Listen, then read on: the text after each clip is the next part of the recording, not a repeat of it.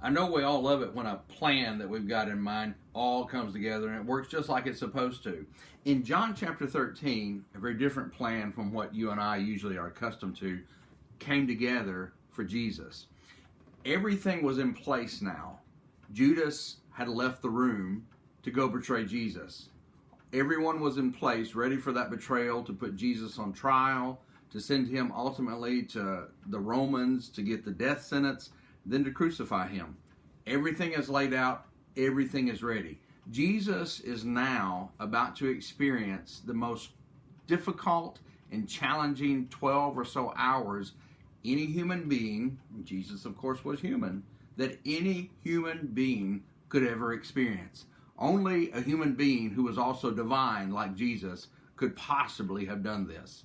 But we learn now that even though all of these awful things are about to happen, even all these horrible things are about to take place, Jesus makes a statement in John 13 at verse 31, and it tells us when he had gone out, Judas, when he had gone out, Jesus said, "Now the Son of Man is glorified, and God is glorified in him." He continues in the next verse and says, if God is glorified in him, God will also glorify him in himself and glorify him at once.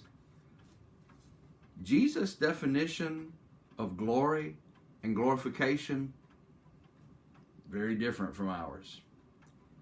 I would have never thought, I would have never called what Jesus was going to go through in that awful death on the cross and all the things connected with it, I would have never called that glory.